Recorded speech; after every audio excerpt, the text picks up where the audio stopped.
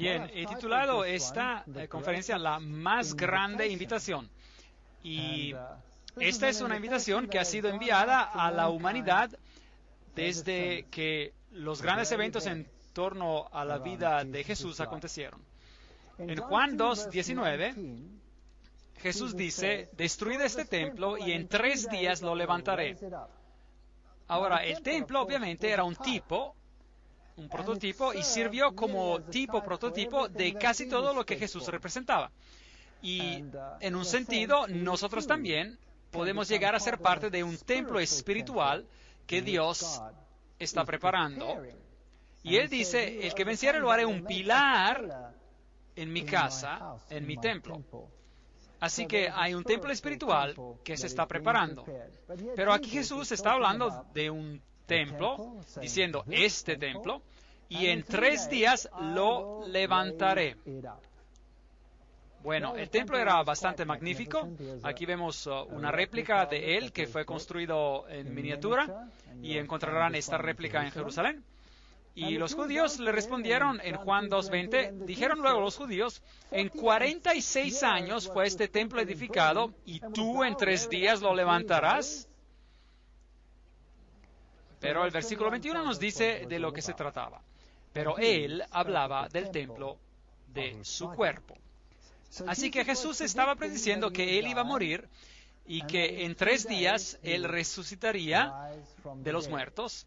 Ahora, los judíos utilizaban una forma de cómputo inclusivo, de modo que si murió antes de la puesta del sol el viernes, ese fue el primer día, el sábado reposó en la tumba, y el primer día de la semana él resucitó, y cualquier porción de un día se consideraba un día completo, de modo que esos fueron 3 días.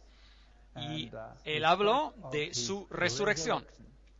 Ahora, si va a Jerusalén, encontrará este sepulcro en un jardín donde algunos aseguran que es donde Jesús descansó, y parece ser muy probable que este sea el lugar correcto. Y aquí hay un surco, una arboleda, y esta arboleda debió haber habido una piedra gigante, una piedra plana gigante que pudo haber sido rodada para retirarla, y eso es más o menos lo que parecía. Es un lugar interesante, lo descubrieron mientras hacían unas excavaciones, y cuando se encontraron con esto, se sorprendieron, porque todo encaja tan bellamente en su lugar. En una de las primeras conferencias hablamos de donde Jesús caminó, y vimos algunos datos interesantes en relación a este mismo lugar. El versículo 22 dice en Juan 2, por tanto, cuando resucitó de los muertos, sus discípulos se acordaron que había dicho esto, y creyeron en la Escritura y en la palabra que Jesús había dicho. Juan 2:22. Ahora, ¿a qué escrituras se estaban refiriendo? Obviamente, las únicas escrituras que tenían entonces eran el Antiguo Testamento. Y por lo que se refiere al Antiguo Testamento, al libro de Isaías, donde hay una maravillosa historia sobre el Mesías y sobre la forma en que sufriría y moriría, y el hecho de que sería crucificado entre criminales. Y tenían que ser textos como estos a los cuales ellos pensaron. Juan 2:22. Primera de Corintios 15, 14, 17 y 18, esos versículos, toma esta resurrección y nos dice cuál es su importancia. Y si Cristo no resucitó, vana es entonces nuestra predicación. Todas las otras grandes religiones del mundo veneran ante los sepulcros de sus fundadores. Pero no es así con el cristianismo. El sepulcro de Cristo está vacío. Y así dice, si Cristo no resucitó, vana es entonces nuestra predicación. Vana es también nuestra fe, vuestra fe. Y si Cristo no resucitó, vuestra fe es vana. Aún estáis en vuestros pecados. Porque solo por medio de la muerte y la resurrección de Cristo pueden ser perdonados mis pecados. Y esto es algo que el mundo debe comprender. Porque existe este movimiento hoy para que todas las religiones se unan como si estuvieran en el mismo nivel una con otra. Pero si quita esta frase, entonces la salvación ya no tiene sentido. Entonces ellos también, los que se durmieron en Cristo, perecieron. Así que, en otras palabras, aquellos que murieron en Cristo están esperando la resurrección, la cual es garantizada por medio de la muerte y de la resurrección de Cristo. Él fue los primeros frutos de esa resurrección. ¿Cómo puede ser Él los primeros frutos si la Biblia dice que otros fueron resucitados por Cristo mismo? Y el libro de Judas implica que Moisés fue resucitado. La verdad es que hay personas en el cielo que nunca murieron, como Elías o como Enoc, y que de ellos, si Cristo es los primeros frutos. Había la ofrenda mecida y Cristo, los primeros frutos, resucitó junto con los que salieron de los sepulcros que fueron abiertos y un número de personas fueron resucitadas de entre los muertos en la resurrección de Cristo. ¿Qué hay de todos ellos? Cristo es el garante. En otras palabras, aun si personas fueron trasladadas antes de la muerte de Cristo, fue bajo la presciencia, la garantía de que Cristo moriría y sería resucitado de entre los muertos y vencería al pecado. Por lo que su salvación dependía, al igual que la nuestra, de la muerte y resurrección de Cristo. A este Jesús, entregado por el determinado consejo y anticipado conocimiento de Dios, ¿ve la presencia? Dios sabía que iba a tener éxito. ¿Podría haber fallado? Sí, pudo haber fallado. Él era completamente humano y completamente divino. Pero Él nunca utilizó su divinidad ni una vez para protegerse a sí mismo. Ni una vez. Y así que en su forma humana, en su humanidad, Él podría haber fallado, pero Él venció donde Adán falló. Así que a este, entregado por el determinado consejo y anticipado conocimiento de Dios, prendisteis y matasteis por mano de inicuos, crucificándole, al cual Dios levantó, resucitó, sueltos los dolores de la muerte, de modo que solo en Cristo hay salvación, por cuanto era imposible que fuese retenido por ella. A este Jesús resucitó Dios, de lo cual todos nosotros somos testigos. Hechos 2, 23, 24, 32. ¿Podemos ser nosotros hoy en día testigos de la resurrección de Cristo, sí o no? Sí podemos. Sí podemos, porque solo en Cristo uno encuentra el tipo de transformación que vemos en personas que lo han aceptado y que lo han seguido en todos sus caminos. Sin Él es imposible, por lo que Cristo debe estar vivo. Y si usted elige caminar con Él y tener una experiencia con Él, entonces sabrá que Él no se está pudriendo en algún sepulcro, sino que Él es el que resucitó de los muertos y está sentado a la diestra del Padre. Y luego, después de la resurrección, Jesús da la comisión. id y doctrinad, enseñad a todos los gentiles, bautizándolos en el nombre del Padre y del Hijo y del Espíritu Santo. La plena Trinidad, la plena potencia de la Trinidad. Enseñándoles que guarden, ¿qué dice? Todas las cosas que os he mandado, y he aquí, yo estoy con vosotros todos los días hasta el fin del mundo. Mateo 28, 19, 20. ¡Qué tremenda comisión! Y esa comisión abarca todo. No se puede dejar una parte aquí y una parte allá. Se debe enseñar todo. Por lo tanto, una relación que culmina en el bautismo es basada en la verdad, se basa en la palabra, porque lo que Cristo les enseñó, ya sea a través de los profetas o personalmente, es la palabra de Dios. Y no podemos tomar porciones de ella, la tenemos que tomar toda. Guarden todas las cosas que os he mandado. ¿Habló Cristo a través de los profetas en el pasado, sí o no? Claro que sí. Todas las cosas fueron creadas por Él y para Él, y sin Él nada de lo que ha sido creado fue creado. Así que todo desde el principio viene de Cristo. El bautismo es mencionado 80 veces en el Nuevo Testamento. ¿Le parece que eso era importante en esos entonces? Yo lo creo. No es solo una cosa fugaz. Se menciona 80 veces.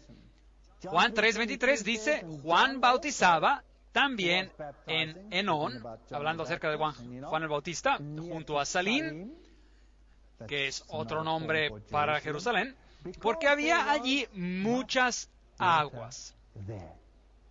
Entonces, para bautizar, ¿se necesita un poco de agua o una buena cantidad de agua? Se necesita una buena cantidad de agua. Juan 3:23. Por lo tanto, ¿qué significa ser bautizado? La palabra griega es baptizo, que significa bañar, sumergir o hundir bajo el agua.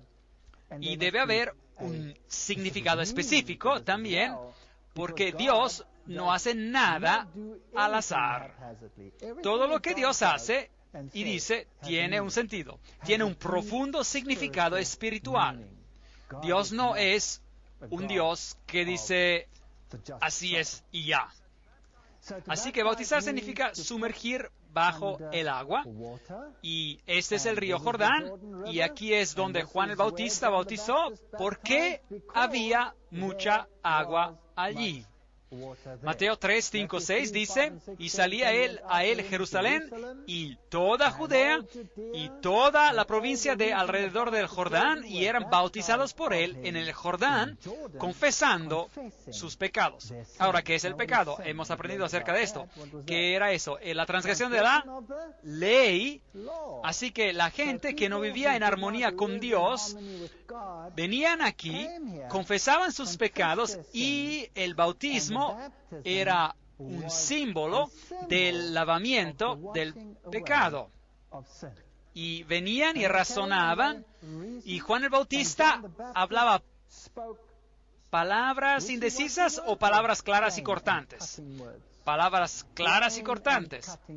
Y luego eventualmente Jesús mismo vino a Juan el Bautista, y Juan el Bautista sabía que Jesús era el Mesías. Y le dijo a Jesús, yo no te voy a bautizar, tú debes bautizarme a mí, yo no soy digno de desatar o atar la correa de tus zapatos. Y Jesús dijo, deja ahora, porque así nos conviene cumplir toda justicia. Entonces Juan le dejó. Ahora tenemos una pregunta aquí. Si el bautismo es un símbolo de lavar los pecados, por lo menos es uno de los símbolos, ¿era necesario que Jesús se bautizara? ¿Cometió él algún pecado? No. Él dice, el diablo viene y tiene ¿cuánto de mí? Nada, nada, ni un pecado. Jesús fue el Hijo de Dios totalmente sin pecado y mancha. ¿Por qué era entonces necesario que se cumpliera toda justicia y que Jesús también se sometiera a la ceremonia del bautismo. Porque Jesús no es solo nuestro Salvador, no es solo nuestro Dios, Él es también nuestro ejemplo. Así que Jesús pone el ejemplo y se dice en la Biblia que si usted sigue a Cristo debería caminar así como Él caminó. Así que estudiar la vida de Cristo es estudiar el caminarse cristiano. Y Cristo fue bautizado. Y Jesús, después que fue bautizado, Mateo 3:15, subió luego del agua. ¿Qué es lo que nos dice eso de la manera en que fue bautizado? Debió haber estado sumergido en el agua. Eso es lo que dice. Así que Jesús estaba sumergido en el agua. En ese momento el cielo se abrió y vio al Espíritu de Dios que descendía como paloma y venía sobre él. Mateo 3:16. Así que el Espíritu de Dios descendió no siendo una paloma, pero sino como una paloma. Ahora, ¿cómo desciende una paloma? Suavemente, suavemente. Y hubo una voz de los cielos que decía, este es mi Hijo amado, o que yo amo, como dice la Nueva Versión Internacional en inglés, en quien tengo complacencia. Mateo 3:16, 17. Cuando alguien es bautizado, ese mismo privilegio le pertenece. Cuando se sumerge, lo mismo le ocurre. El Espíritu Santo desciende como una paloma. Y Dios dice, este es mi hijo o hija amada, en la cual tengo contentamiento.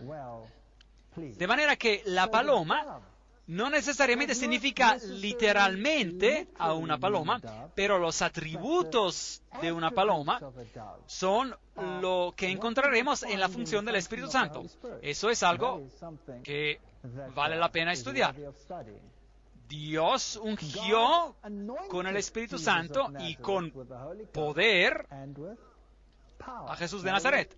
Hechos 10:38. Ahora, la palabra poder allí implica los medios, el mecanismo, los instrumentos, por así decir, para decirlo simple y sin rodeos, para hacer todo lo que Él iba a hacer. Porque Él, siendo completamente humano, y sin embargo completamente divino, no iba a utilizar su divinidad para su propio beneficio.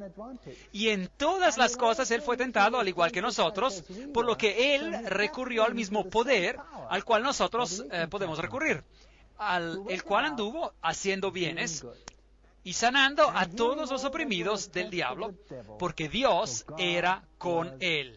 Hechos 10:38.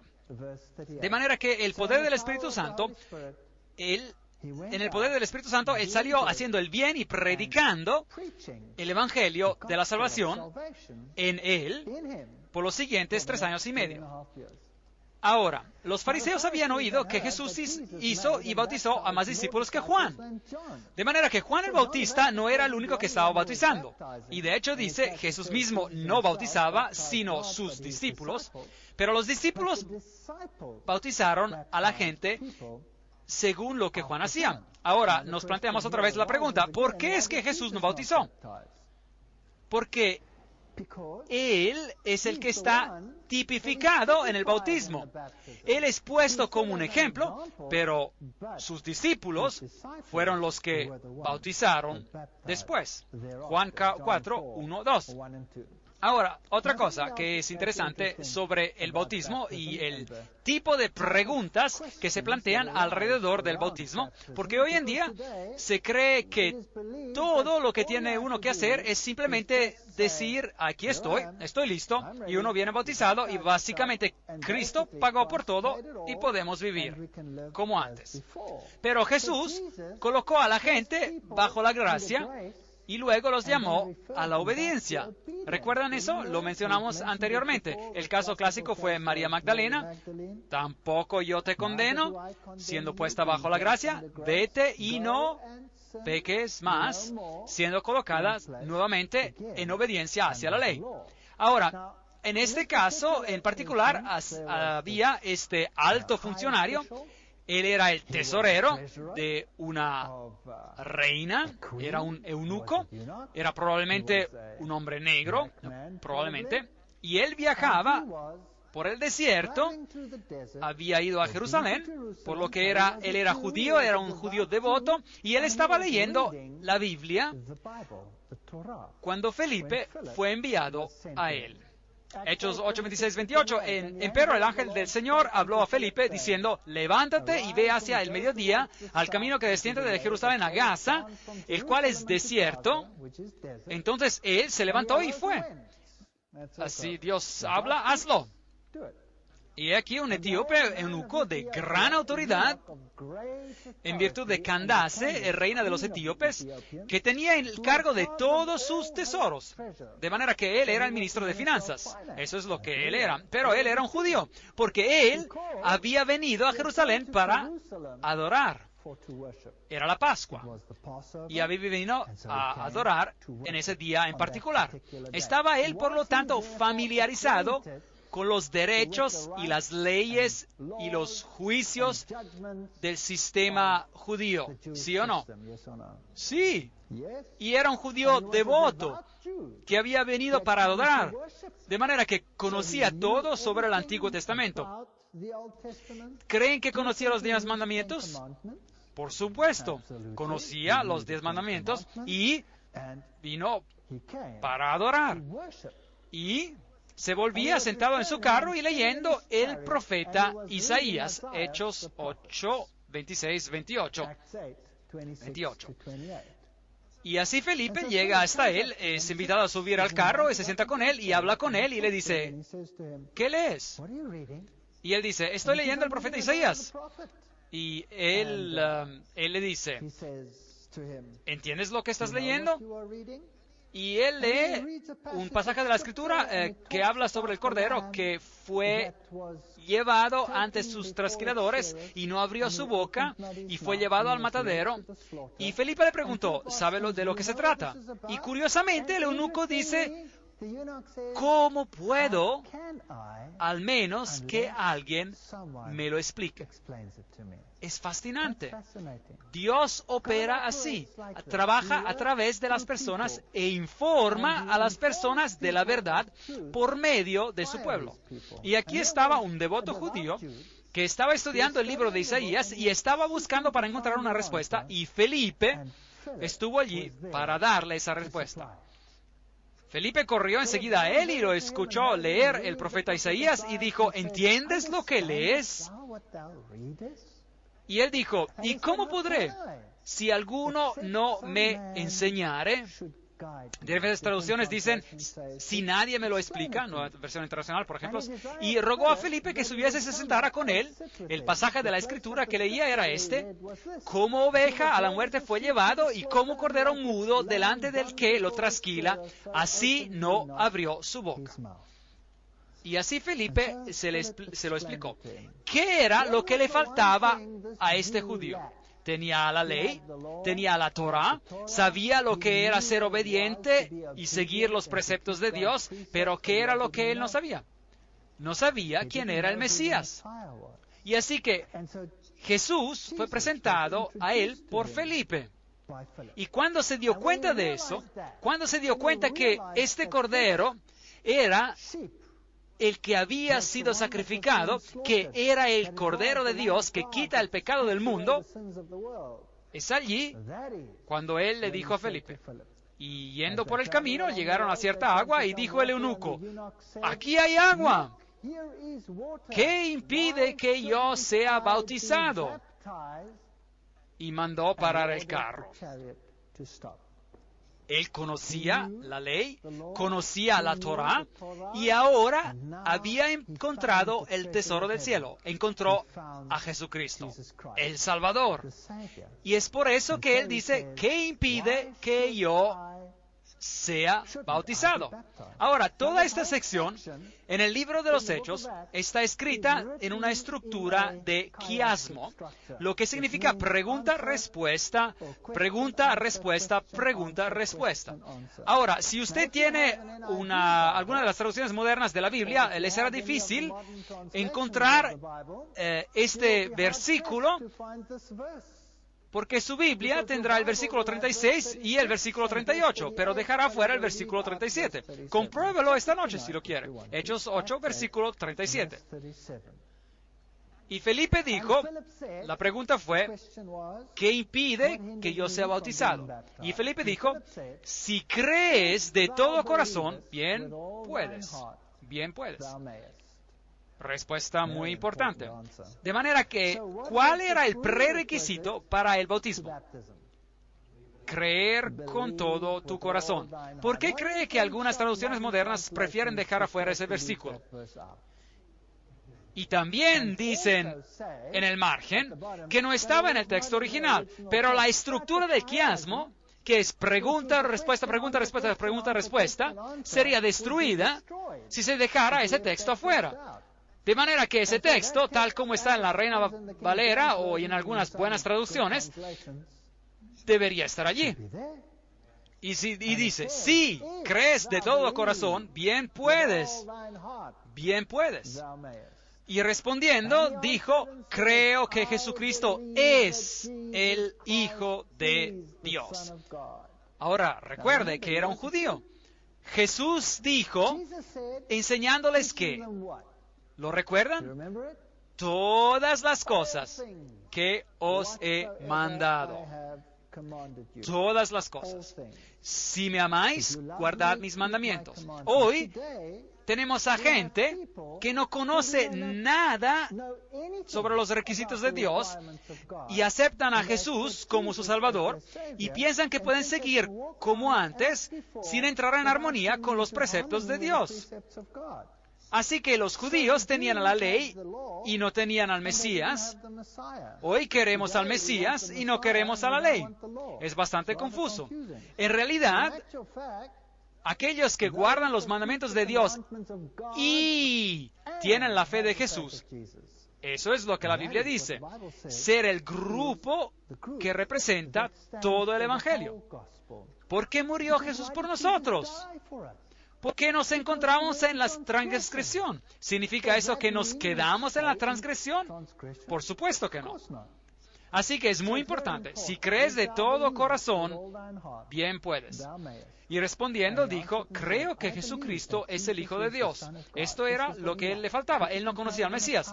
Y cuando él aceptó al Mesías como su Salvador personal, fue bautizado. Y descendieron ambos al agua, Felipe y el eunuco, y le bautizó. Hechos 8, 36, 38. Así que en todos los ejemplos que tenemos, vemos que la Biblia habla de un bautismo y que es un bautismo de inmersión. Ahora, si nosotros vamos a la iglesia primitiva, veremos que en la iglesia primitiva también se bautizaba por inmersión. Aquí hay una cruz bizantina y una antigua iglesia bizantina y esta está en ruinas, por supuesto, y si camina a través de esas ruinas hay una antigua pila bautismal donde se bautizaba a estas personas. De más cerca se puede ver que allí uno bautizaba por las escaleras, uno bajaba ahí y allí era donde ellos bautizaban. Así que la iglesia primitiva, después de Cristo, bautizaba por inmersión. Esta aquí es una pila bautismal interesante. Esta es también una iglesia bizantina y esta fue construida allí donde vivían los esenes. Y estas iglesias primitivas, todas tenían fuentes bautismales con escalones que conducían hacia abajo. Esto es en el desierto, donde no hay mucha agua, por lo que tenía una pila bautismal más pequeña, pero el bautismo por inmersión es ciertamente posible también aquí, en una fuente como esta. Si usted visita las iglesias antiguas, también nos revelan el método que se utilizaba en los tiempos anteriores. Esta es una iglesia del siglo I en Filipia. Esta era la pila bautismal donde las personas eran bautizadas. Y si se pregunta de dónde se originó el bautismo por aspersión o por infusión, vertiendo el agua sobre la frente de un infante? Bien, entonces tienen que ir a Roma para descubrirlo, debido a que es de allí de donde se origina. Y aun si va a algunas de las iglesias más antiguas de Roma, todavía encontrará grandes pilas bautismales. Y aquí en Capodicea, en Turquía, la ciudad oculta de algunos cristianos en la Edad Media, allí también encuentran el bautismo por inmersión. Y tenían estas pilas bautismales profundas, donde uno bajaba por las escaleras y venía bautizado por inmersión. Algunos de los relieves y algunas de las pinturas que tenemos de ese periodo temprano, si vamos a Rusia, por ejemplo, aquí tenemos el bautismo del rey ruso Vladimir el Grande, una pintura de eso, por la iglesia primitiva bizantina. Hoy la iglesia ortodoxa es un vestigio de eso. También vemos su bautismo por inmersión. Y aquí hay un relieve temprano donde Cristo está siendo bautizado en un fresco de África, y allí lo tienen también de pie bajo el agua, y el agua llega hasta su cintura. Así que, ¿de dónde sale este bautismo infantil? Si la Biblia habla sobre el bautismo por inmersión, y si la Biblia dice, si crees de todo corazón, bien puedes. ¿Puede un niño creer con todo su corazón? ¿Puede un infante tomar una decisión, sí o no? ¿Quién toma la decisión por el niño? Los padres hacen la decisión por el niño. Y el niño, que no puede tomar una decisión aún, que no tiene la capacidad de comprender, viene cubierto por los padres. El Nuevo Testamento dice, Pablo dice, que si usted tiene un matrimonio, y cuando solo una de las personas en este matrimonio está en Cristo, entonces el marido es santificado por la fe de la esposa, o la esposa es santificada por el esposo, y demás que dice, vuestros hijos serían inmundos. 1 Corintios 7:14, texto fascinante. En otras palabras, cuando vemos a los bebés y a los niños pequeños, la responsabilidad de su conducción y su crecimiento y de su capacidad final para tomar una decisión por sí mismos, esta responsabilidad cae sobre los padres. Y Jesús, ¿qué hizo Él con los pequeños? Los bendijo. Él dijo, dejad a los niños venir a mí y no se lo impidáis. Y Él los bendijo.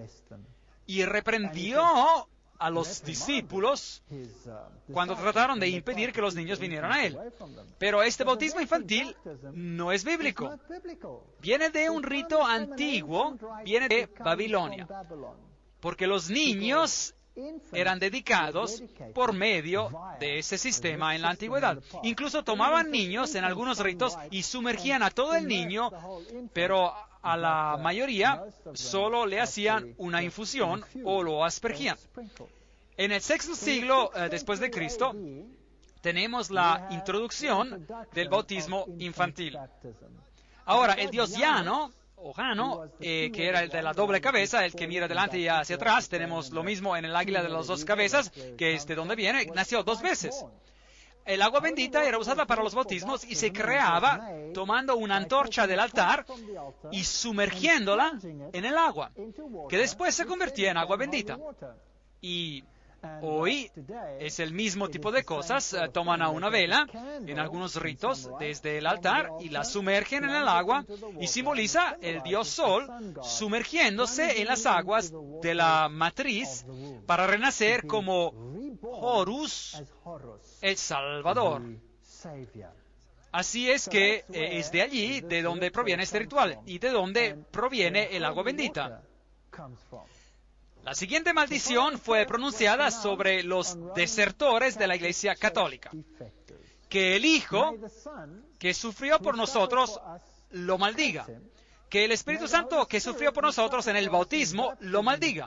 Sea maldito aquel que dice que los adultos deben de ser bautizados. Ese es el libro History of Romanism, la historia del romanismo, página 510. Así que Roma introdujo el bautismo infantil para entrar en armonía con los antiguos ritos paganos. Ahora, a propósito, puede ver en realidad de dónde esto origina, porque en el rito pagano, el Espíritu Santo y Horus, el dios Horus, son una misma entidad. Y Juno, la paloma, era el símbolo del aspecto femenino de la deidad, de modo que si considera el culto luciferiano, entonces Lucifer es a la vez hombre y mujer, Juno y la paloma, y también es considerado como el Espíritu Santo. Eso lo leemos en los libros de Alice A. Bailey, y lo que es interesante aquí es que dice, porque todos son uno, que el Espíritu Santo que sufrió por nosotros en el bautismo, que lo maldiga. ¿Sufrió el Espíritu Santo en el bautismo de la Biblia, sí o no? No. El Espíritu Santo descendió suavemente como paloma sobre Jesús. ¿Quién era el que iba a sufrir y morir? Jesús iba a sufrir y morir.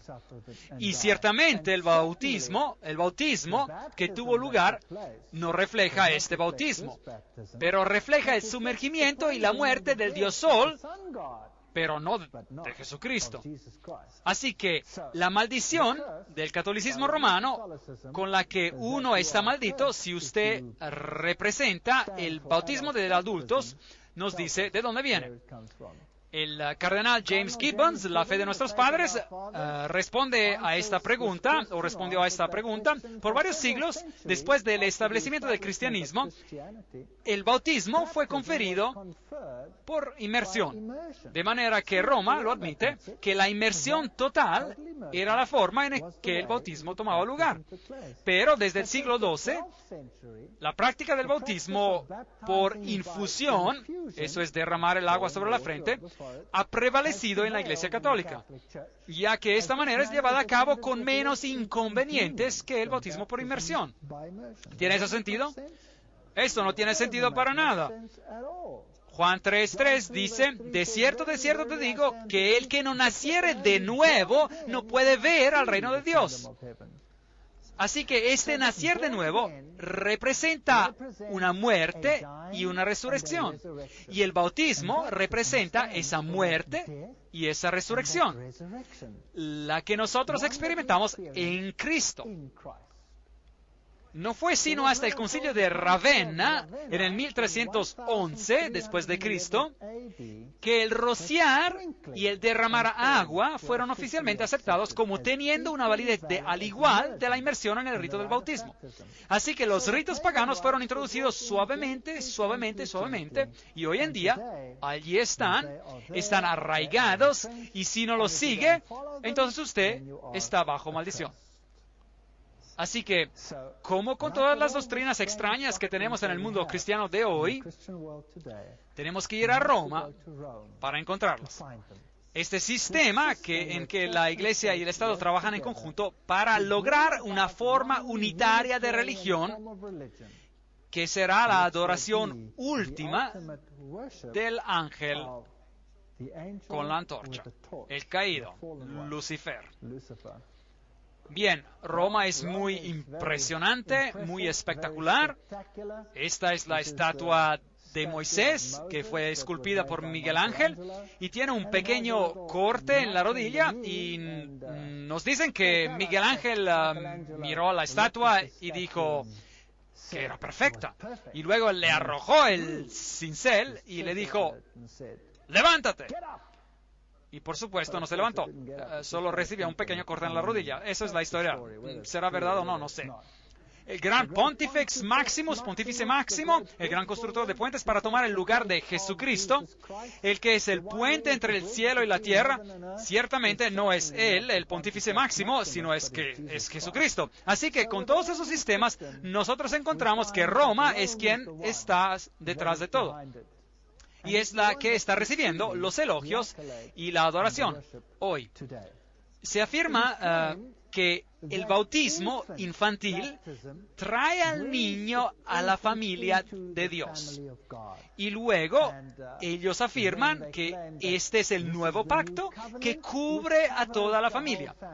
El bautismo es una consecuencia de la aceptación de Jesucristo como su Salvador personal, de haber aprendido todos los preceptos de Cristo, de haberlos aceptados y de estar conscientes de que somos pecadores viviendo en transgresión a la ley de Dios y que nuestra única esperanza es que esta mancha sea lavada en la sangre del Cordero y luego de caminar en armonía con Cristo en su poder por medio de Él. De eso es lo que se trata. Y los niños simplemente no pueden hacer eso. He aquí una fuente infantil que encontrarán en el Vaticano. No hay espacio para inmersión allí. La Biblia dice en Efesios 4:5, un Señor, una fe, un bautismo. ¿Cuántos bautismos tenemos allá en el mundo? Muchos diferentes ritos de bautismo. Algunos bautizan por inmersión. Por ejemplo, los bautistas, bautizan por inmersión. Otros practican el bautismo infantil rociando. Otros practican el bautismo infantil por infusión. Otros no practican el bautismo con agua, pero afirman solo un bautismo espiritual. Algunos practican el bautismo por inmersión sumergiéndose una vez. Otros practican el bautismo por inmersión sumergiéndose 3 veces en el nombre del Padre, del Hijo y del Espíritu Santo. Y algunos practican el bautismo por inmersión 7 veces. ¿Cuál de esos está en lo correcto? La Biblia dice, hay un Señor, una fe, un bautismo. Seguro, tendría que ser muy simple resolver el problema. Uno tiene que ir a la fuente de referencia. ¿No es eso correcto? ¿Y cuál es la fuente de referencia? La Biblia. Entonces, ¿por qué la gente no toma la norma de la Biblia, sigue los dictados de la Biblia, y entonces alcanzaremos a tener un solo bautismo? ¿Correcto? ¿Cuántas veces dice que Jesús fue sumergido bajo el agua? Una vez. ¿Dice en algún lado que el eunuco se sumergió un par de veces? ¿Sí o no? No. Así que debería ser posible tener solo un rito. De hecho, cualquier doctrina en la Biblia tendría que ser discernida siguiendo el mismo método. Si una iglesia dice que esta es la manera y otra dice que esta es la manera y otra dice no, esa es así la manera, y las iglesias se están dividiendo todo el tiempo sobre estos asuntos, seguramente que deberíamos de poder ir a la palabra de Dios y decir, bueno, eso es lo que la palabra dice, hagámoslo de esa manera. Y si puede encontrar una iglesia que dice, esto es lo que la palabra dice, hagámoslo en cada uno de los aspectos, bueno, entonces tendrá un Señor, una fe, un bautismo. Pero desafortunadamente no vivimos en un mundo así. Entonces echemos un vistazo al simbolismo del bautismo para que podamos ver lo que realmente implica. Primera de Pedro 3:21. Y esta agua simboliza el bautismo. Ahora nos salva no quitando las inmundicias de la carne, sino con la aspiración de una buena conciencia hacia Dios. Nos salva por la resurrección de Jesucristo. Así que cuando usted es bautizado, ¿qué está usted conmemorando? La resurrección de Cristo. Ahora, el mundo cristiano dice, recuerda la resurrección de Cristo haciendo ¿qué? ¿Observando qué? Observando el domingo. ¿Eso no es bíblico? Eso no es bíblico. Usted conmemora la resurrección de Jesucristo mediante la participación en el bautismo. ¿Y saben qué? La Biblia nos dice algo interesante. Nos dice, uno es bautizado, resucita y es bautizado en Cristo. Instituyó Jesús también un mini bautismo para recordarnos de este evento. Sí, Él introdujo el lavado de los pies. Y Él dijo, haced esto todas las veces que hacéis esto, hacedlo en memoria de mí. Haced lo que os dijo. Bienaventurados seréis si las hiciereis, estas cosas. El lavado de los pies es un mini bautismo que nos recuerda del lavado del bautismo, del renacimiento que tuvimos. En un sentido, usted va por la vida y recoge un poco de polvo por aquí y un poco de polvo por allá, y en el solemne rito de la comunión, cuando usted participa en el cuerpo y en la sangre de Cristo, entonces el lavado de pies forma parte de ello. Y la Biblia dice claramente que tenemos que hacer esto. Bendito, bienaventurados seréis si las hiciereis. Muy pocos lo hacen ahora ya. De cierto te digo que el que no naciere de agua y del Espíritu no puede entrar en el reino de Dios. Juan 3:5. ¿Estará el hombre en la cruz? El ladrón. ¿Estará él en el cielo un día, sí o no? Sí. ¿Fue el bautizado? No. Entonces, ¿cómo puede este texto ser verdad? Ven, si tú no tienes una oportunidad de hacerlo, Dios juzgará la intención del corazón. Y al que sabe hacer lo bueno, dice la Biblia, y no lo hace, le es pecado. Santiago 4:17. Dios pasa por alto los tiempos de ignorancia, pero debemos de tomar todas esas cosas en cuenta. De cierto te digo que el que no naciere de agua, si tiene la capacidad y sabe, debe nacer de agua y del Espíritu. Sin el Espíritu no tiene sentido. No puede entrar en el reino de Dios. Eso es algo muy serio. Juan 3:5. Por lo tanto, si leemos sobre lo que ocurrió en la iglesia temprana, cuando esas conversiones comenzaron a tomar lugar, ellos se quedaron conmovidos profundamente por las palabras de los discípulos después de que habían crucificado a Cristo, y dijeron, hermanos, ¿qué haremos? Y Pedro les dijo, arrepentíos. ¿Qué significa eso? Dar la vuelta. Uno iba en esa dirección y ahora va hacia la dirección opuesta. Uno se encontraba en el pecado y la transgresión y ahora da la vuelta hacia el otro lado. Y bautícese cada uno de vosotros en el nombre de Jesucristo. Hechos 2, 37, 38. En otras palabras, la cuestión en juego es que Jesús era el Mesías al que habían crucificado. Ellos quebrantaron la ley crucificando a Cristo porque dice, no matarás, no asesinarás, y ellos lo hicieron. De manera que tuvieron que arrepentirse, tuvieron que aceptar a Jesucristo como a su Salvador personal y tuvieron que ser bautizados.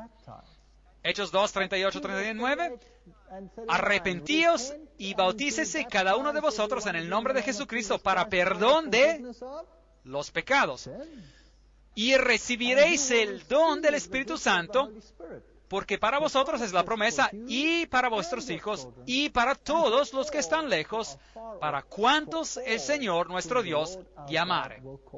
Ahora, algunos alegan que este texto dice, está bien bautizar a los niños pequeños. ¿No es eso lo que dice? Dice que cuando uno acepta a Cristo, entonces uno será bendecido, de acuerdo al Antiguo Testamento, por miles de generaciones. Dios actúa según la decisión de uno, y uno le da a Dios el derecho de interceder en su propia vida y de protegerlo.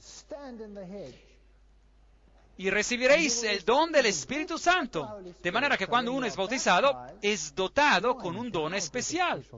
Antes de eso, uno puede recibir impresiones por parte del Espíritu Santo, uno puede ser conducido por el Espíritu Santo, pero ahora, en su bautismo, uno recibe el don del Espíritu Santo. Y esta promesa es para vosotros y para vuestros hijos, porque los hijos están cubiertos por la decisión y la fe de uno. Y para todos los que están lejos, todas las personas, y para cuantos el Señor nuestro Dios llamare. Así que va para todos los tiempos. Primera de Samuel 15:22 dice, el obedecer es mejor que los sacrificios.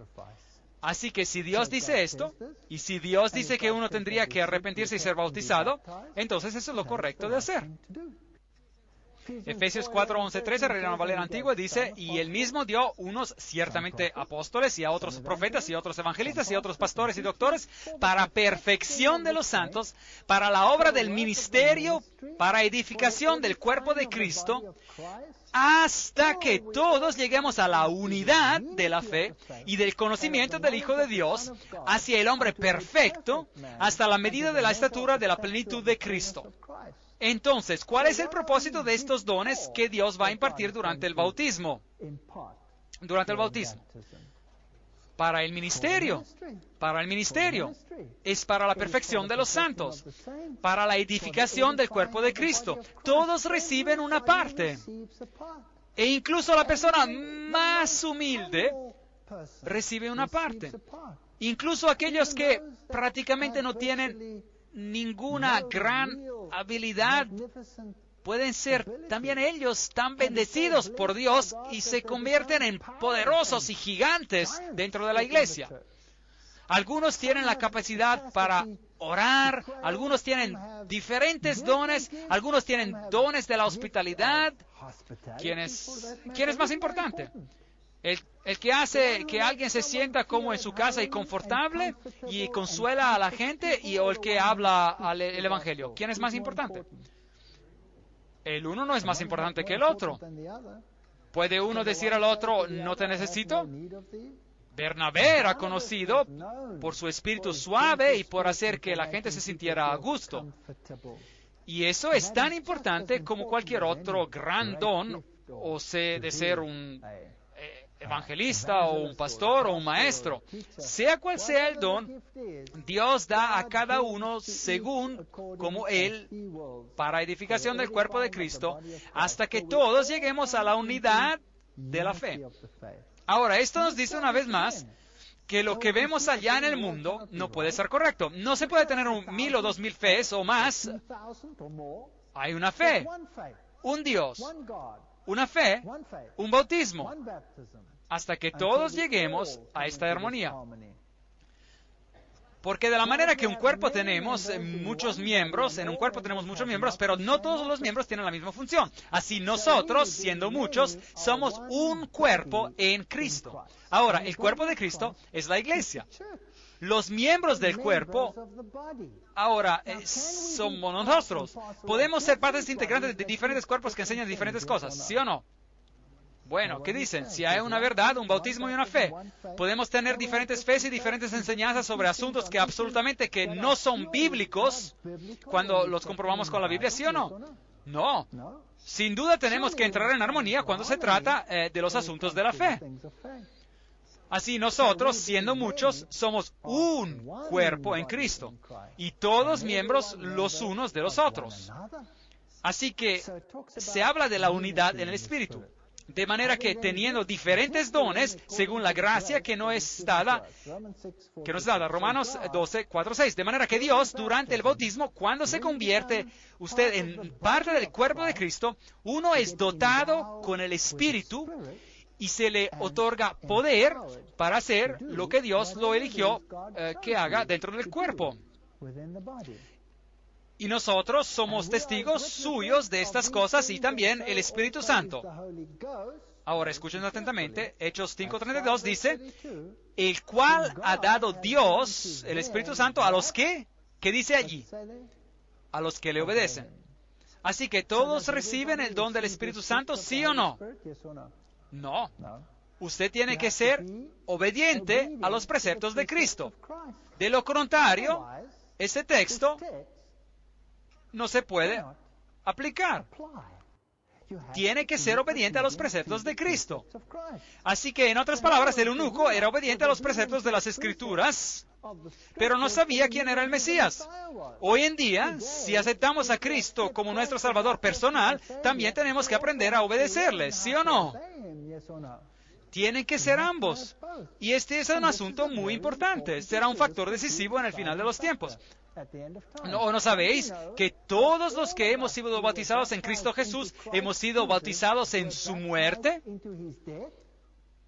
Porque somos sepultados juntamente con Él para muerte por el bautismo. ¿Implica eso morir, sí o no?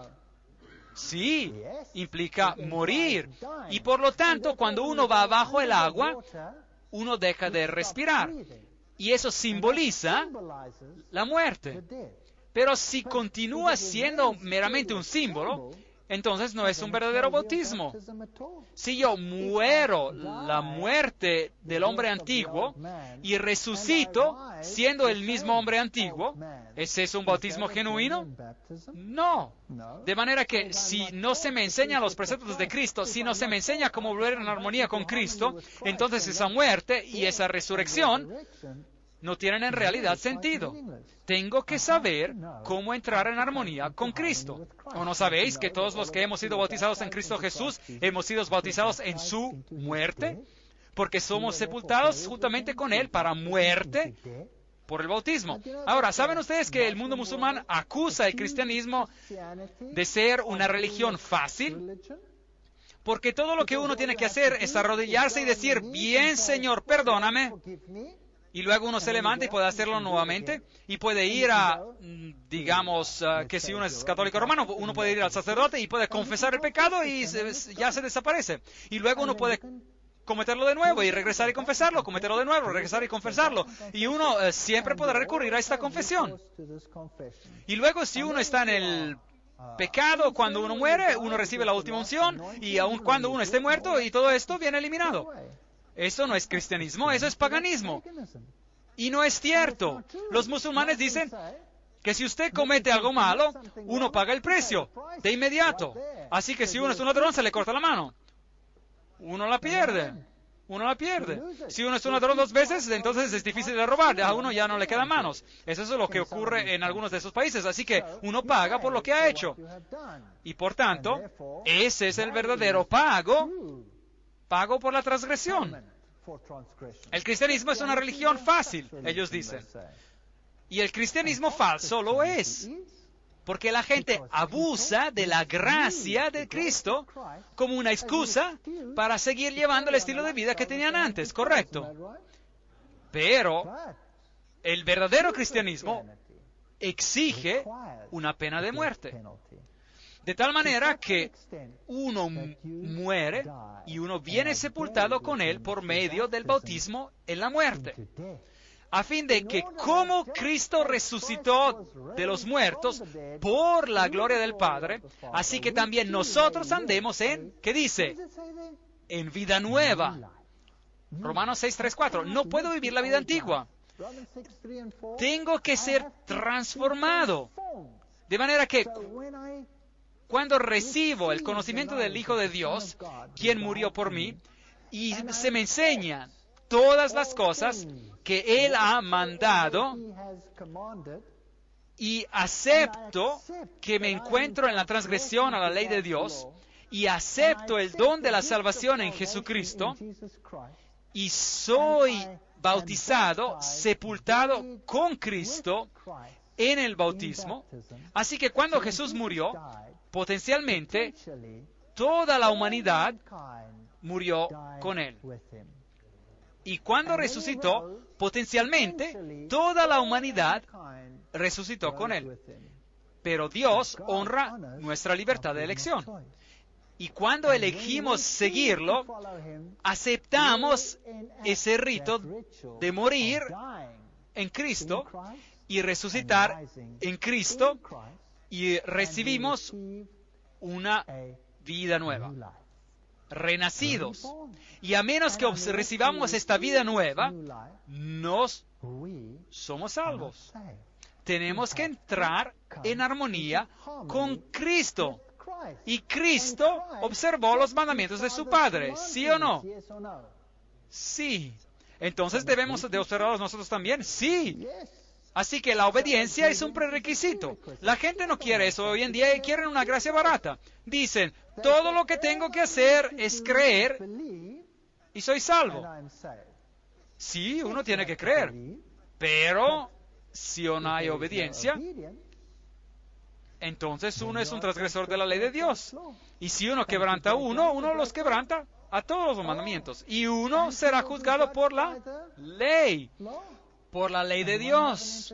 Jesús dice, a los que dicen, pero Señor, Señor, ¿acaso no hicimos en tu nombre esto y aquello, y echamos fuera demonios e hicimos lo que se necesitó? Jesús les dice, apartaos de mí, hacedores de maldad. Y aquí él, para maldad, utiliza la palabra anomia, que literalmente significa en contra de la ley de Dios. Hoy en día existe una doctrina que se llama anomianismo, lo que significa eliminar la ley de Dios. Anomía. No se puede tener una sin la otra. Uno no puede tener la salvación en Cristo y al mismo tiempo evitar regresar en armonía con Él. Esta es la razón por la cual Él murió por nosotros. ¿Por qué murió por cada uno? Para salvarnos. Así que, para que podamos vivir esta vida nueva, tenemos que renacer. Les diré algo. Si uno realmente se convierte en un cristiano y realmente sigue a Cristo en todos sus caminos y es bautizado, y uno resucita en Cristo y en Él, por medio de Él, camina la vida de Cristo, nadie lo reconocerá a usted. Sus viejos amigos dirán, ¿quién es Él? No lo conocemos. No quiero estar con Él. Ya, aléjense. Se lo garantizo. Yo perdí a todos mis viejos amigos cuando me bauticé. Cuando empecé a caminar con el Señor y regresé a la armonía con los preceptos de Cristo, todos mis amigos se fueron. Yo no quería beber con ellos ya. Yo era un aguafiestas, en cierto sentido, porque yo no quería hacer las cosas que hacía antes.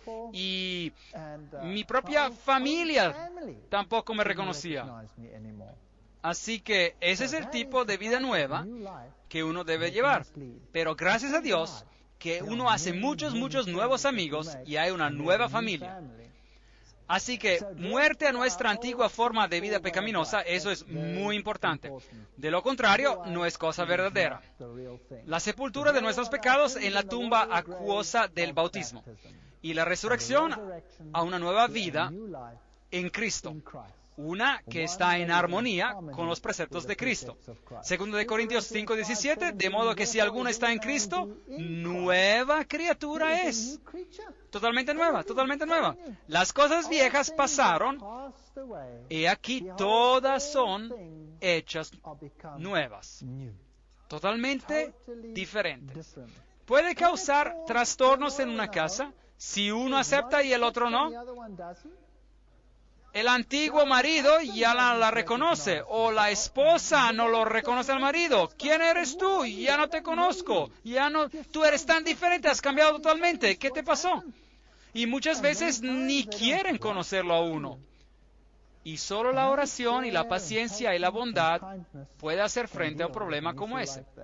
Sabiendo esto, que nuestro viejo hombre fue crucificado juntamente con él para que el cuerpo del pecado, y el pecado es la transgresión de la ley, esa es la definición, es la única que hay en la Biblia, para que el cuerpo del pecado sea destruido, a fin de que nos sirvamos más al pecado.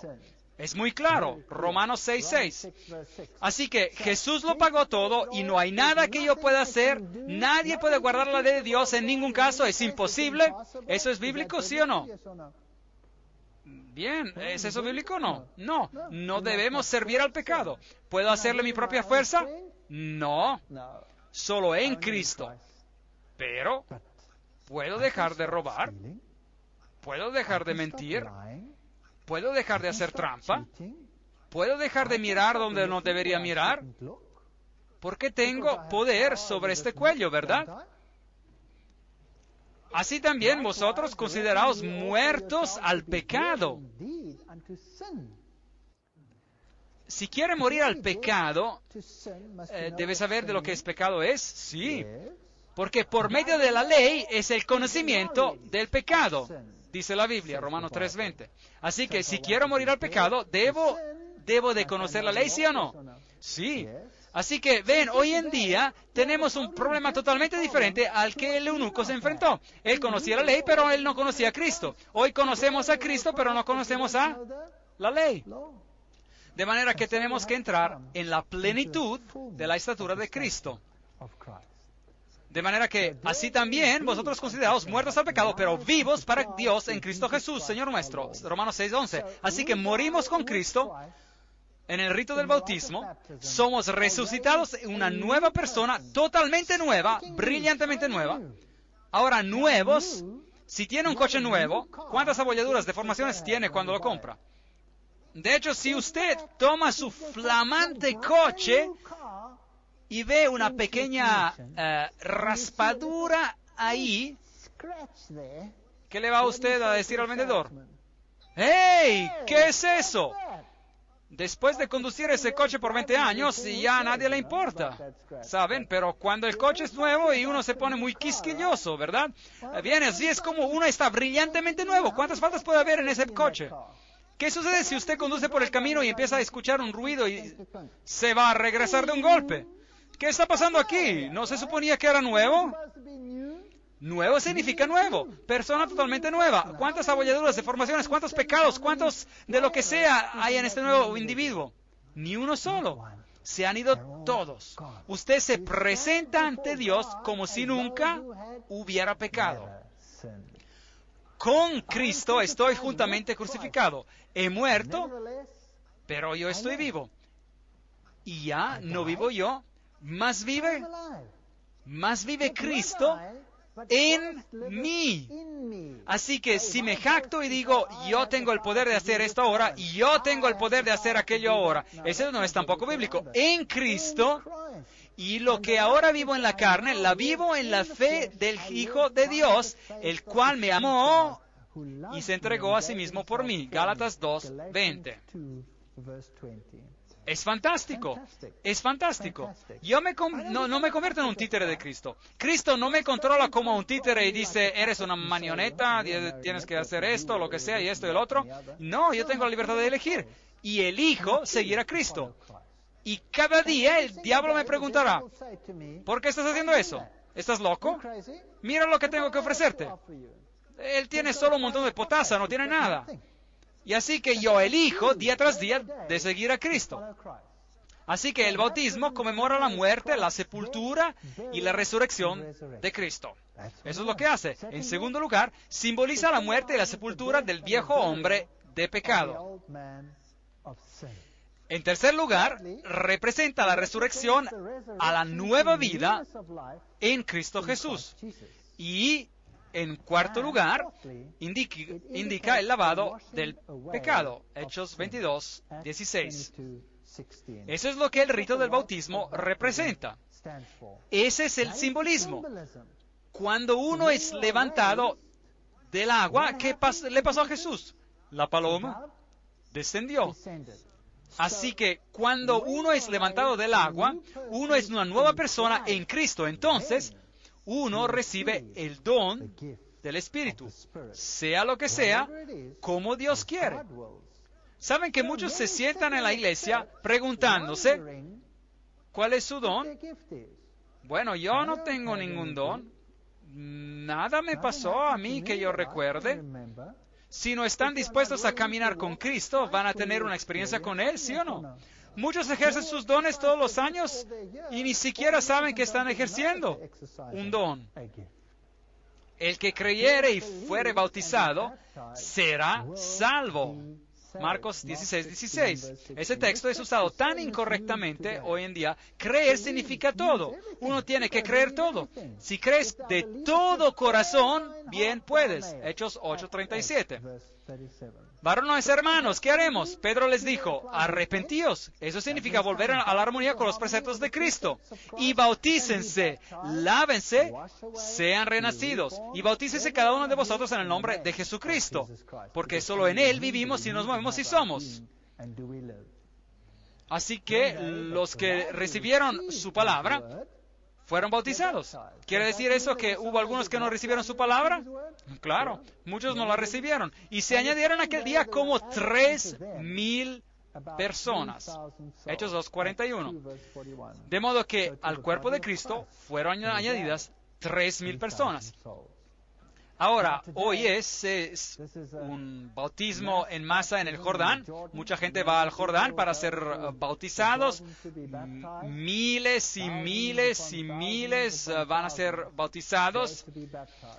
Y me pregunto si ellos entienden la plenitud del rito del bautismo. Es agradable ser bautizados por inmersión, porque esa es la manera bíblica.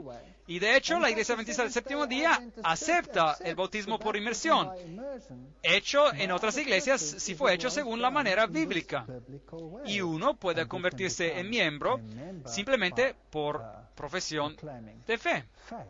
Y aquí una joven siendo bautizada en un lago, y ellos dicen, la Iglesia Católica dice que era menos inconveniente hacerlo de esa manera. Bueno, Cristo lo hizo y yo me quedé sorprendido por esta persona. Tomé esta foto en Alemania, donde esta joven fue bautizada. ¿Qué ven allí? Hielo flotando alrededor. Increíble. Eso es determinación para ser bautizado. ¿No están de acuerdo? Eso es determinación. Vamos a echar un vistazo a los pasos para la salvación y los veremos según la Biblia. Número 1, uno tiene que aceptar el sacrificio de Cristo. Romanos 3:23. Uno tiene que creer que Él es el camino, la verdad y la vida, y tienen que creer que esta es la forma en que se hace. Hechos 16:31. Número 3, uno debe de confesar. 1 de Juan 1:9. Y debe de haber una decisión. Apocalipsis 3:20. Debemos de tener todos estos 4 componentes. Romanos 3:23 dice, por cuanto todos pecaron y están destituidos de la gloria de Dios. Todos somos pecadores, por tanto, todos deben nacer de nuevo para entrar en el reino de los cielos. Uno debe ser una persona nueva, uno que regrese a la armonía con Cristo, porque uno no va a entrar en el reino de otra manera. Por lo tanto, tiene que nacer de nuevo. Todos pecaron. Hechos 16:31. Y ellos dijeron, cree en el Señor Jesucristo y serás salvo tú y tu casa.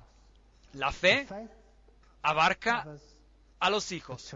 Maravilloso. Todos pecaron, tengo que aceptarlo y debo de creer en los méritos de Cristo y tengo que confesar mis pecados. Si confesamos nuestros pecados, Él es fiel y justo para que perdone nuestros pecados. De modo que si tengo un bautismo sin una confesión, ¿es válido? No. Y nos limpia Él de toda maldad. 1 de Juan 1:9. He aquí, yo estoy a la puerta y llamo. Si alguno oyere mi voz y abriere la puerta, entraré a Él y cenaré con Él y Él conmigo. Apocalipsis 3:20. Esto es lo que amo sobre el carácter de Dios. Él no forza a nadie. ¿Qué hace Él? Él está a la puerta y llama. Él no forza su camino para entrar. Así que, ¿qué debe hacer uno en el análisis final? Uno debe aceptar la invitación, debe abrir la puerta e invitarlo a entrar en su vida.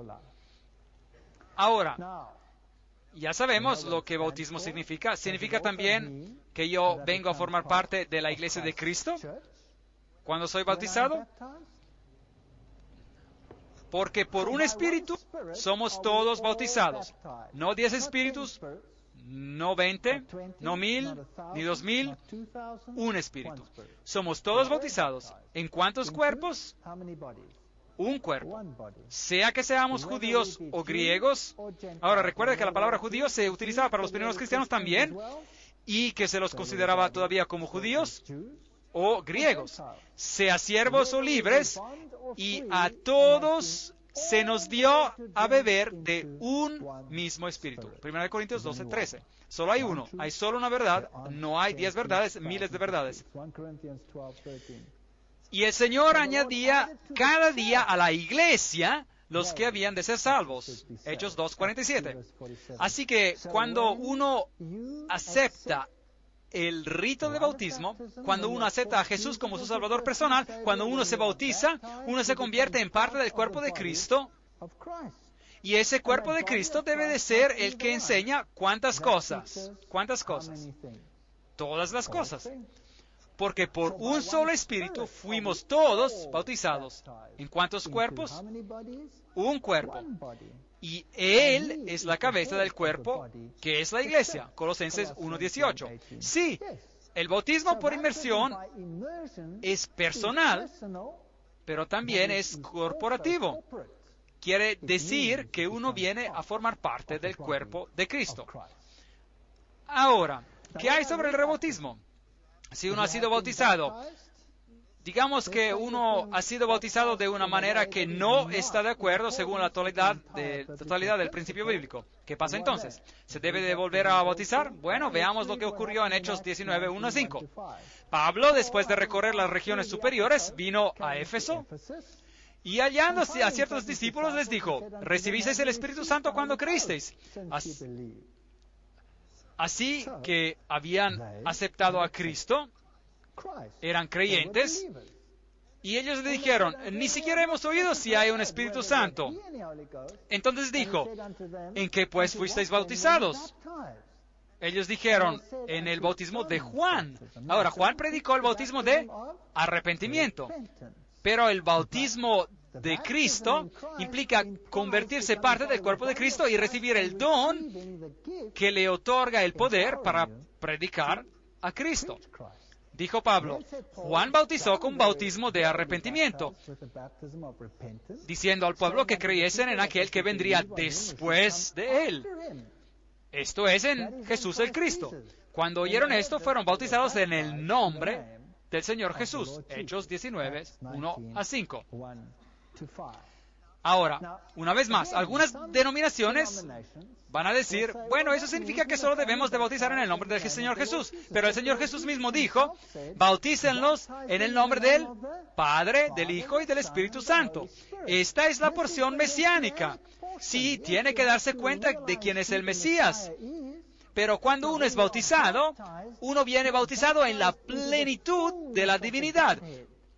Uno no es solo bautizado proporcionalmente o en una parte, sino en Cristo no hay salvación.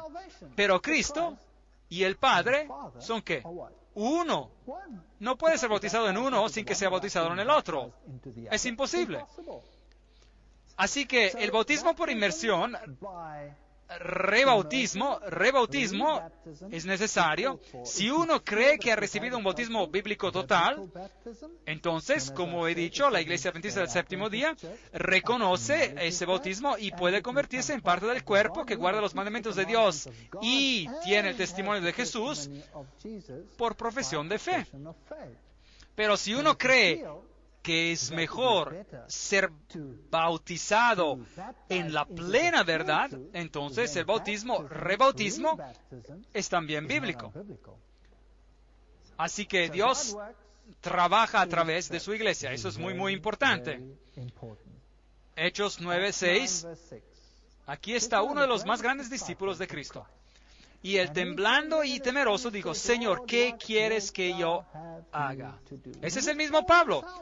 Pablo en el camino a Damasco tiene una visión y él ve a Jesucristo y se da cuenta de que él está en la transgresión, que él está persiguiendo a Cristo porque él persigue a sus seguidores y se arrepiente y dice, Señor, ¿qué quieres que yo haga?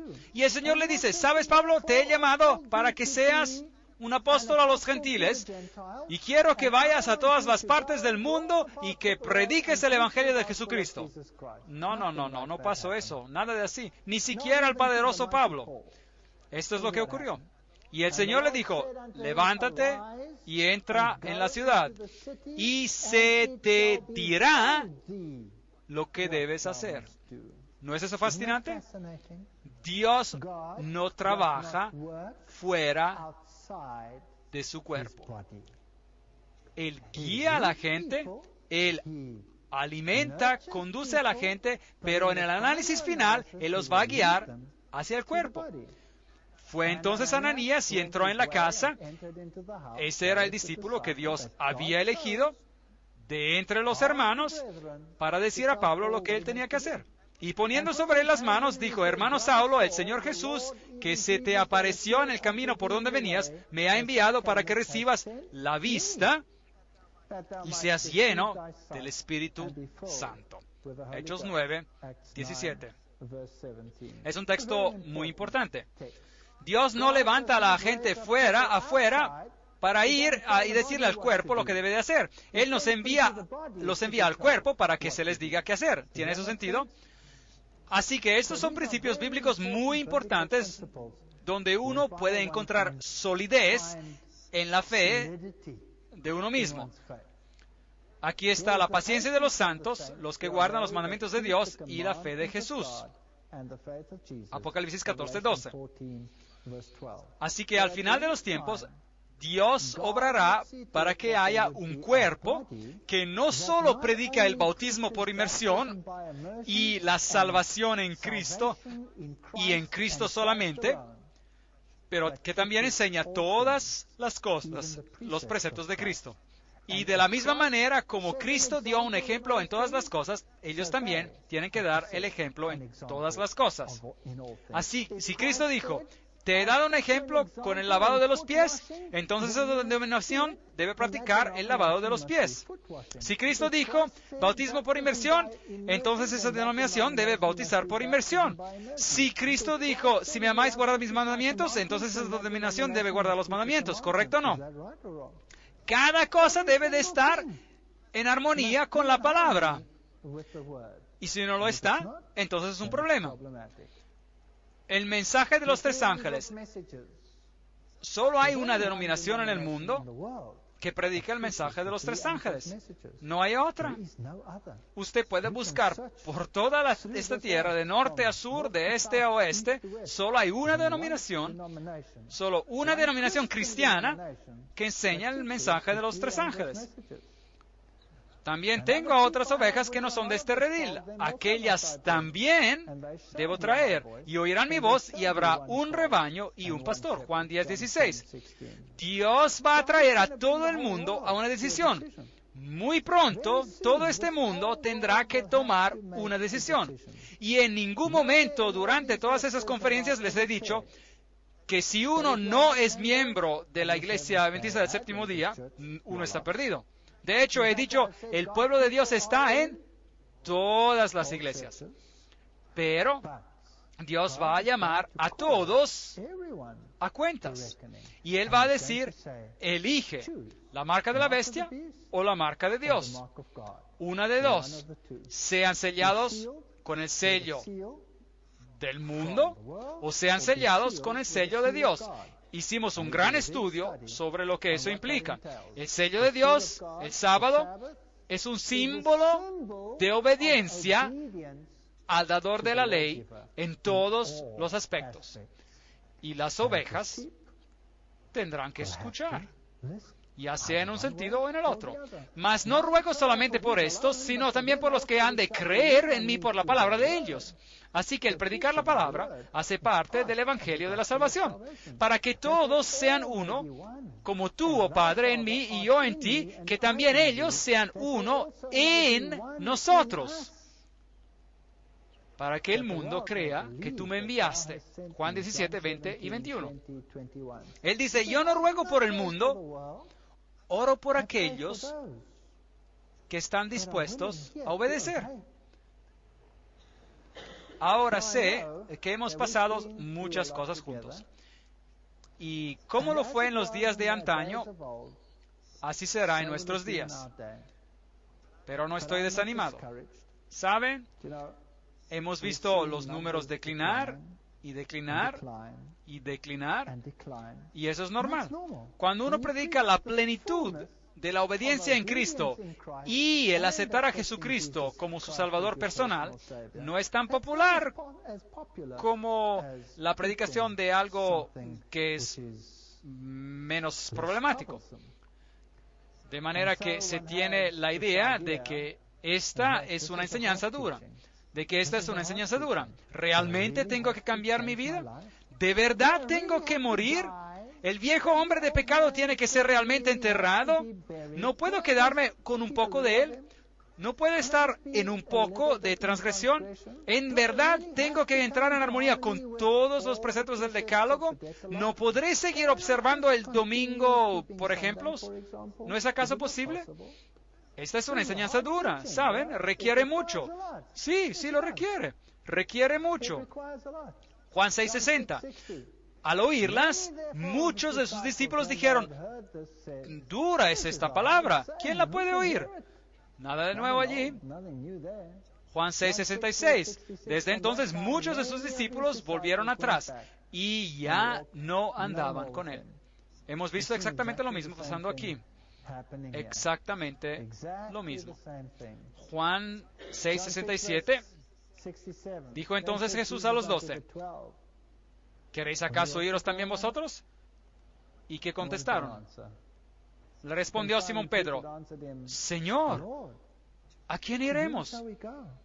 Tú tienes las palabras de vida eterna. Sí, solo hay una verdad, y esa verdad es el camino y la verdad y la vida, y conduce a Cristo, y Cristo nos lleva a la obediencia. Entonces no hay otro camino. Por tanto, cuando nos enfrentamos a una decisión, ¿voy a hacer esto o no voy a hacer aquello? Si quiero tener vida y sé lo que es correcto y no lo hago, entonces se convierte para mí ¿en qué? Dice la Biblia. En pecado. Por lo que tengo que tomar una decisión. Algunos dirán, hay muchas cosas que no comprendo todavía. Hay mucho que no entiendo. No puedo tomar una decisión. No entiendo muchas cosas. ¿Por cuánto tiempo podrán posponerlo de esta manera? Probablemente para siempre. Yo tampoco lo entiendo todo. Ciertamente que no. Y supongo que voy a seguir aprendiendo por el resto de mi existencia, aún por la vida eterna.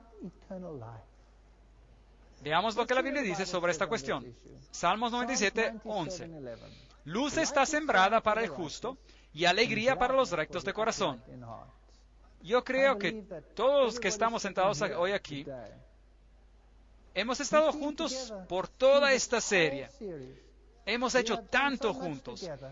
Y todavía ustedes están sentados aquí, así que yo sé que han disfrutado de esta luz. Tal vez no fue fácil, pero escucharon. Salmos 112:4, resplandeció en las tinieblas la luz a los rectos. Uno comienza a entender cómo todo encaja. Hay tantas preguntas. ¿Por qué esto y por qué lo otro? ¿Por qué es eso así? ¿Por qué lo otro es de otra manera? ¿Cómo podemos todos pertenecer a la misma cosa? ¿Cómo es uno salvo? Todas esas preguntas. Si uno es realmente recto de corazón, Dios le da la respuesta. Salmos 119-130, la exposición de tus palabras alumbra. De manera que si no está basada sobre la palabra, si no es bíblica, entonces esa luz no es necesariamente de Dios. Proverbios 4:18, mas la senda de los justos es como la luz de la aurora, que va en aumento hasta que el día es perfecto. De manera que se va a hacer más brillante y más brillante y más brillante conforme uno continúa, ¿sí o no? Sí, uno nunca puede llegar al punto donde uno puede decir, lo entiendo todo. De otra manera, lo puede hacer a un lado. Que lo puede hacer a un lado. No, ustedes saben, yo he descubierto una cosa. Puedo tomar una novela, puedo tomar un libro de ciencias. Soy un profesor de fisiología. Hay un libro de fisiología que he utilizado durante mucho tiempo. Ni siquiera tengo que molestarme en levantarlo más. Puedo ir a mi clase y puedo recitarlo de memoria. Solo dejarlo ahí. No necesito verlo otra vez. El libro no cambia. Es exactamente el mismo. Ayer, hoy y mañana. Nuevas cosas. Sí, bueno, uno tiene que mantenerse al día. Pero por ese libro no me preocupo. Pero la Biblia la he estado estudiando durante 16 años. Y todavía estoy grandemente impresionado por lo que leo en el versículo que yo pensaba conocer. Cada día. Uno aprenderá para siempre y para siempre. Por lo tanto, esta razón para no seguir a Cristo en plenitud es una que uno nunca superará, salvo que uno tome un paso de fe.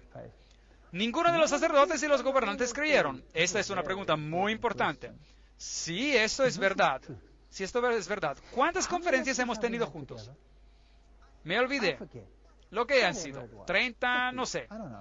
Y en cada una de ellas, ¿les parecía que era la verdad, sí o no? ¿Puedo ver algunas manos? ¿Quién dice que le parecía como la verdad? ¿Puedo ver un par de manos? Bueno, ahora, si esto les pareció la verdad, si esta es la verdad, entonces, ¿dónde están todos los peces grandes? ¿Por qué no están aquí? ¿Dónde están todos los demás? ¿Dónde están todos los teólogos y los sacerdotes y los pastores y estos y aquellos? ¿Por qué no están todos apresurándose a venir, si esto es verdad? Pues nunca cambió nada. En el pasado tampoco lo hicieron. Juan 7:32. Y los principales sacerdotes enviaron alguaciles, guardias, para que le prendiesen. Ni siquiera se molestaron a ir a escucharlos por sí mismos. Solo enviaron a alguien. Vayan y desháganse de ese hombre. Es irritante. ¿Saben qué es lo agradable sobre la fe que profeso? Es que no tengo que ocultarla. Puedo entrar en un lugar público. Puedo reservar la sala más grande en el mundo. Y puedo estar allí y puedo predicarla. Y nadie podrá decir que no es así. Porque yo nunca dije una palabra. Solo coloqué una cita tras otra en la pantalla. ¿No es eso cierto? ¿No es eso lo que hicimos? Entonces, ¿qué harían si llegaran y dijeran, no lo escuchen? ¿Y qué si Roma viniera y me condenara y dijera, ¿cómo se atreve este hombre a decir estas cosas? Y me arrestaran por decir estas cosas. Todo lo que voy a decir es, nunca he dicho una palabra, ellos mismos lo dijeron, vayan y arréstenlo a ellos. Ellos lo dijeron, vayan y arréstenlos a ellos. Así que esta fe no es algo que se sacó del aire, está basada en el fundamento bíblico y yo la puedo defender en todas partes. No tengo que ir golpeando como un ladrón a la puerta de atrás y pasarle un folleto para obligarlo a hacer esto o aquello. No los forcé a estar aquí. Están todos sentados aquí por su libre elección, escuchando y comprobando versículo por versículo, revisando. Tengo allí una carta de una persona aquí que fue al internet para ver si es esto realmente así. Me encanta eso. La pregunta de este día oscuro, buscó la fecha. Increíble, allí lo dice. Día oscuro de Nueva Inglaterra. Hasta el día de hoy es inexplicable. Y me traen y dicen, sí, mira, ha sido confirmado. Cada palabra. Cada palabra. Los jefes de los sacerdotes enviaron a oficiales para ir y detenerlo. El versículo 46, ellos regresaron y dijeron a los sacerdotes, lo sentimos, ¿dónde está? Lo enviamos para detenerlo. Y ellos dicen, pero saben, nadie habló jamás como este hombre. Nadie jamás les dio tanto sobre qué pensar como lo hizo Jesús. Versículo 47. Así que también ustedes se han dejado engañar.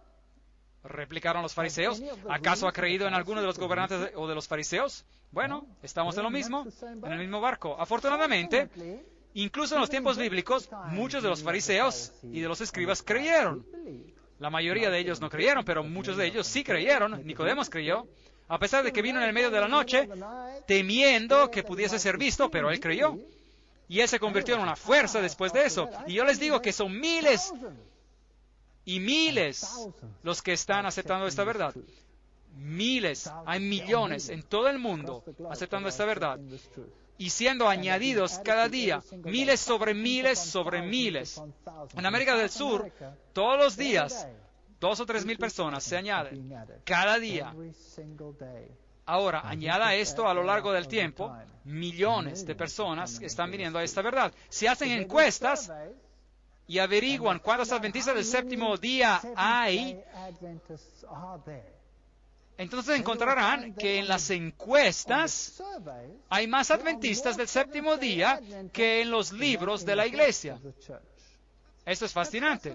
Si un gobierno hace una encuesta en su país preguntando a qué denominación pertenece, hay más adventistas del séptimo día en ese país que en los libros de la iglesia. ¿Qué les dice eso? Que en sus corazones ellos han aceptado esta verdad, pero no han dado aún el último paso. Hay iglesias completas, incluyendo al pastor, iglesias completas que están viniendo a esta verdad. ¿Por qué? Porque hay tanto en ella que no se puede negar. Y otros dirán, así que también ustedes se han dejado engañar. Juan 7:47, ninguno de los otros le han creído. Bueno, tal vez no se han molestado en estudiarlo. Algunos dirán que el precio es demasiado alto. No quiero pagar este precio. Tengo que renunciar a demasiado. ¿Y qué es lo que uno tiene que renunciar?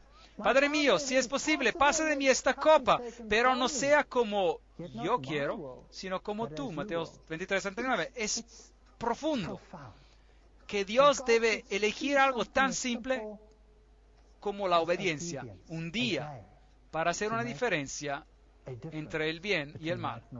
Absolutamente increíble. Voy a esperar hasta que el Espíritu me mueva. Usted sabe, realmente yo sé que esto está correcto, pero usted sabe, realmente aún no me quiero dar un paso todavía. ¿No es esta una frase que la gente usa? Bueno, Proverbios 16:25 dice, hay camino que parece derecho al hombre, mas sus salidas son caminos de muerte. Si usted sabe que algo es correcto, hágalo. Yo no soy uno de esos evangelistas que va a estar aquí al frente poniendo presión, porque todos estos tiempos hemos hablado a sus mentes y ojalá que a sus corazones también. Pero sin duda, me gustaría que sus corazones y sus mentes trabajaran juntos. Esta es su decisión, no la mía. Yo no tengo que forzarlos. Ustedes deciden si esto está correcto o incorrecto. Tal vez cree realmente que no sabe todavía o aún no está seguro. Eso es razonable. Y entonces dice, pero yo deseo aprender más acerca de esto porque creo que es lo correcto. No quiero tener nada más que ver con ello. Eso es también su decisión y de nadie más. Y causará división. Yo sé que si acepto esto, mi esposo o mi esposa se van a asustar. Podría perder a mi novio o a mi novia, a mi trabajo, mi familia se va a volver loca. Loca. La mía se volvió loca. Mi primo hizo así sobre la mesa y dijo, esta es tu mitad y esta es mi mitad. Nunca pondré un pie en tu casa otra vez. Éramos mejores amigos, siempre estábamos juntos, comíamos juntos, bebíamos juntos, nos reíamos juntos, llorábamos juntos. Así. No ha regresado a mi casa en 16 años. Es duro. Mi familia, algunos de ellos realmente saben que es la verdad, pero quieren dar un paso, no quieren dar un paso. Es increíble, asombroso. Y otros, familias enteras, simplemente lo aceptan, no lo puedo entender, me enloquece, estoy celoso. Familias enteras, el padre, la madre, el tío, el novio, la novia, di estudios bíblicos en mi casa a un grupo de personas.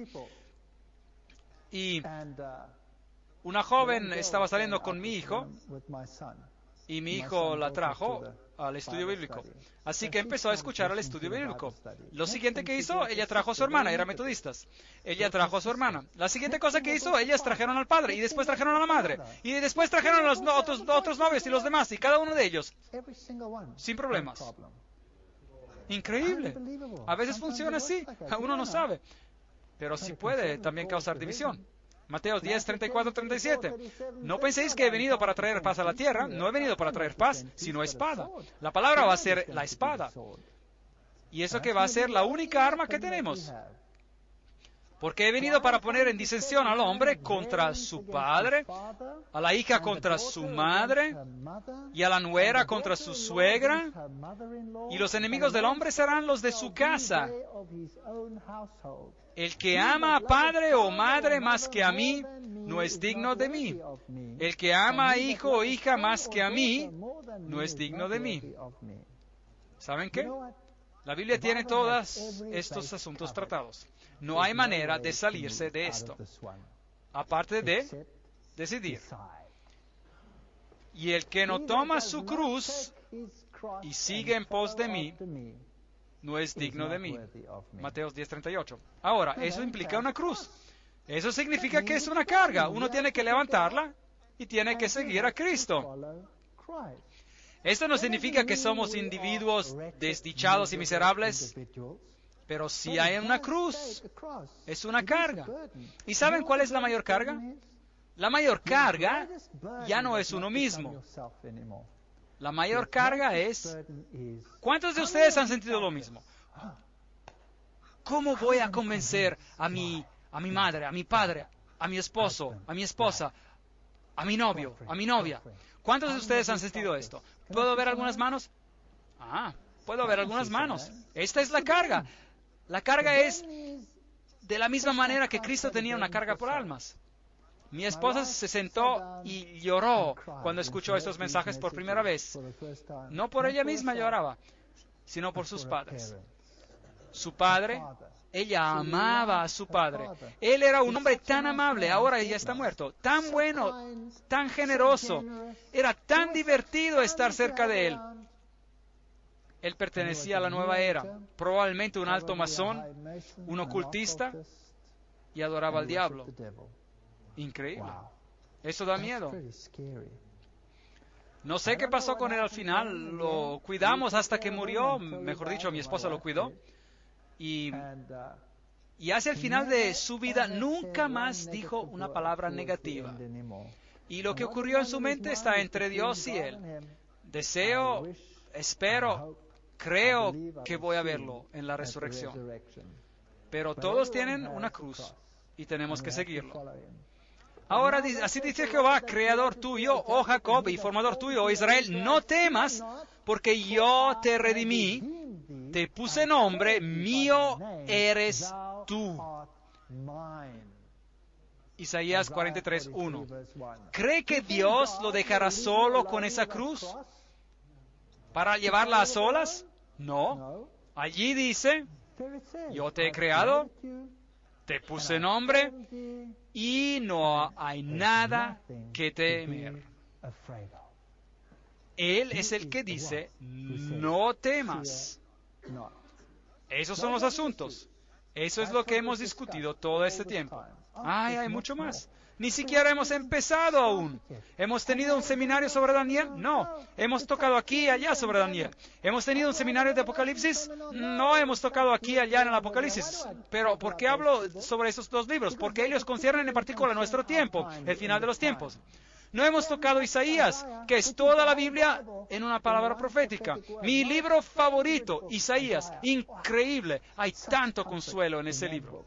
No hemos leído los Salmos juntos para determinar los que nos dicen. Algunos de ellos son escatológicos, algunos de ellos son mesiánicos, algunos de ellos son consuelo, algunos son sobre lo que significa arrepentirse. No hemos leído la Torah juntos, no hemos hecho nada. Hemos dado un vistazo a los preceptos y a los principios. Hay mucho más que aprender. Y vamos a continuar con esto. Aunque yo me voy a ir y ya no voy a estar aquí, no soy yo en el que ustedes están interesados. Ustedes están interesados en Jesucristo. Él es todo lo que realmente importa. Y cuando entran en un cuerpo, es a quien sirven. Sirven a Jesucristo. No mira a su alrededor y dice, ¿por qué esta persona aquí? ¿Y por qué esta persona no está haciendo lo que está bien? No es de nuestra competencia saber si está haciendo bien o si no está haciendo bien. Nuestra competencia, nuestra tarea es de seguir a Cristo y de seguir a sus preceptos. Y tenemos que entrar en armonía. Eso significa que yo puedo ir a mi hermano y decir, escucha hermano, ¿por qué sigues haciendo esto cuando la Biblia en realidad dice que esto y aquello y el otro? En amor, uno puede hacer eso, no hay nada de malo con eso. No esperan la perfección, pero esperan la verdad. Y no se den por vencidos hasta que hayan encontrado toda la verdad. Eso es lo que se trata. Y sigan a Cristo, y Él los ayudará, no teman. Él los ha redimido. Así que ese es el asunto. No es que hayamos terminado, pero el asunto es que hemos llegado al punto donde podemos tomar una decisión. Por eso me gustaría invitar a todos los que han decidido, al que ha llegado a la conclusión de que esto es verdad, que se quede después del final de la conferencia para que podamos discutir cómo continuar. ¿A dónde vamos después de esto? ¿Qué hago para cumplir con el rito del bautismo? ¿O he sido ya bautizado? ¿O no estoy listo aún? ¿De qué debo hacer? ¿Dónde encuentro más? ¿Qué debo hacer? Uno no puede simplemente huir del cuerpo de Cristo. Ellos venían añadidos cada día. Por lo tanto, quisiera invitar a todos los que están convencidos que hasta ahora hemos escuchado verdad, a que se queden aquí cuando terminemos. Y vamos a hablar brevemente, solo brevemente juntos, respecto a lo que vamos a hacer en camino hacia adelante. Algunos de ustedes sienten que tal vez están listos para el bautismo. Algunos a lo mejor sienten, yo quiero unirme al cuerpo. Algunos podrían sentirse de manera diferente. Vamos a hacer eso después de esta reunión. Sin presión, nada de eso. Es solo su decisión. Vamos a orar. Padre Celestial, gracias Señor por la verdad. Gracias por la palabra que es verdad, desde la primera página hasta la última. Y gracias por el ejemplo que nos has dado en Jesucristo. Ayúdanos a mantener nuestros ojos fijos en ti y a seguirte en toda obediencia. Señor, por favor, entra en nuestros corazones y en nuestras mentes y ayúdanos a tomar decisiones correctas, a fin de que te sigamos por doquiera que tú nos guíes, y no a donde el hombre intenta guiarnos, a cualquiera de nosotros. Gracias por todas las personas que están aquí esta noche Y gracias, Señor, que estás hablando a cada uno de nosotros. Señor, hay muchos que han conocido esta verdad por años, incluyéndome a mí mismo. Y yo también esta noche, junto con ellos, quiero volver a entregar mi vida a ti. Y decir, Señor, a lo mejor me resbalé a lo largo del camino, o a lo mejor he cometido errores. Pero sé, Señor, que por tu gracia el hombre justo cae muchas veces, pero tú lo levantas de nuevo. Así que los que quieren volver y entregar sus vidas a ti, que ellos puedan también tomar una decisión esta noche. En el nombre de Jesús. Amén.